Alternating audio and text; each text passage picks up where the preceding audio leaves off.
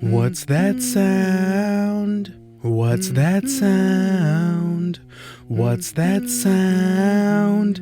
It's jelly sound. Jelly sound.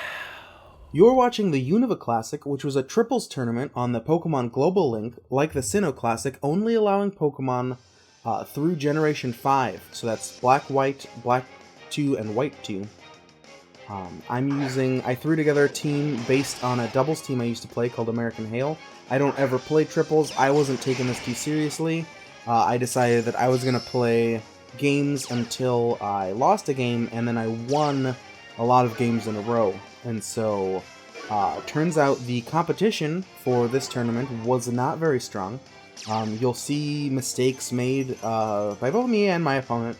I was not taking it super seriously. I was just trying to have some fun. I don't play triple super often. So he leads Raichu, Arcanine, Charizard, and so I see two fire types. I decide I'm going to get my Abomasnow out of there, and so I throw in a Heatran. He fake outs the Zapdos and goes for an extreme speed on Jellicent, which tells me a little bit about him as a player. Either he didn't know Jellicent was a ghost type, or he expected me to switch. And so his weakness polish is going to go off. This is like a bulky Arcanine that is now pretty strong. It's got boosts to its attack. Part of the reason I liked American Hail when I was using it is for this right here. The Hail sort of tells you how fast everything on the board is. Pokemon get hit by the Hail in the order that is their speed tiering. So Jellicent gets hit last because he is the slowest Pokemon on the field right now, and Heatran got hit first because Heatran is the fastest Pokemon on the field right now. Heatran gets hit before Raichu because Heatran is holding a Choice Scarf.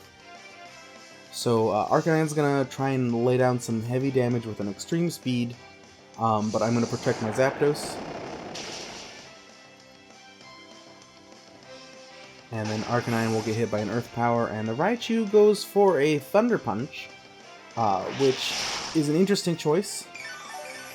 But, and also the Shell Bell is an interesting choice. Usually, I would expect a Raichu to be holding a Focus Sash, which would be good for me because in the Hail, the Raichu, it breaks the sash. But the Shell Bell, it's not an effective healing technique, but again, the quality of my opponents in these matches is not the greatest.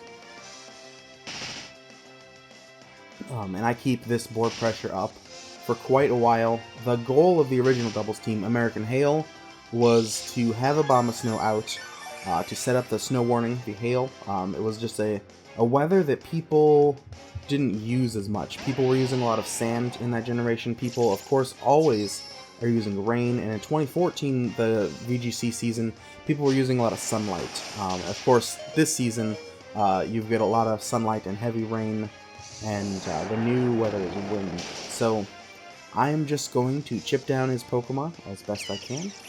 He tosses in a Samurott, and he goes for a Blast Burn. Not very effective. The Samurott could have been very effective, but it unfortunately dies. It did get an Aqua Jet off on the Heatran. I believe his intention was to try and get rid of the Heatran, because Heatran is very threatening on this board. Charizard can essentially not use a fire attack while Heatran is there.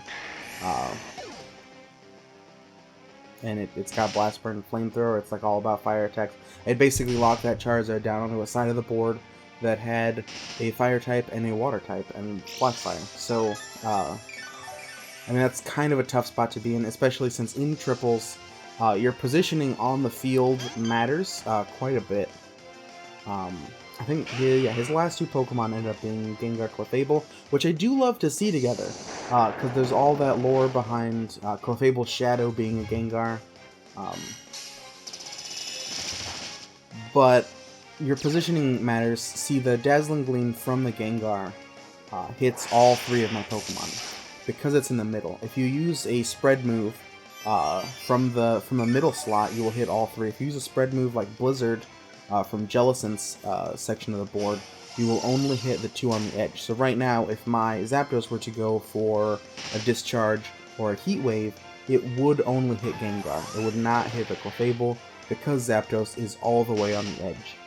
Flying type attacks break this rule. Flying type attacks can hit anyone on the board, but there's just some special things to think about if you're ever doing triple battles. Again, I was not thinking really much about any of these things. I'm like slightly aware of them, but I was just trying to have some fun. I didn't think that I was going to do very good at all, but apparently everybody went with that mentality, and I did better than most of them. Or at least 10 of them. Yeah, so my Heatran goes down. I think that's the only Pokemon I lose this game. Because Clefable is just so bulky, and Jellicent and Sableye do not have what I would consider knockout potential. It's going to take a bit of time. Like, Jellicent can do some damage if the Blizzard is stabbed, but not much else is going to happen. Sableye doesn't have the knockout potential that other Pokemon have, so he's just there to get the priority Confuse Rays and Will-O-Wisps, and to regularly just be an annoying support Pokemon. I think he's got Fake Out as well. So yeah, we confuse, we try to burn, we just go for Toxic. This Clefable's clearly built to stall, and that's all it's doing. It's just delaying the inevitable. So yeah, this was the first round of the Unova Classic that I played in. Look forward to more of the rounds. I will upload them all this week, as soon as I can get them narrated and edited. And thank you so much for watching. You can check out other content. Yeah, I'm Jellysound. And this has been round 1 of the Unova Classic. We're gonna Thunderbolt that Clefable. It's gonna finally go down, and round 1 goes to me. This round is like almost 7 minutes long. Till next time.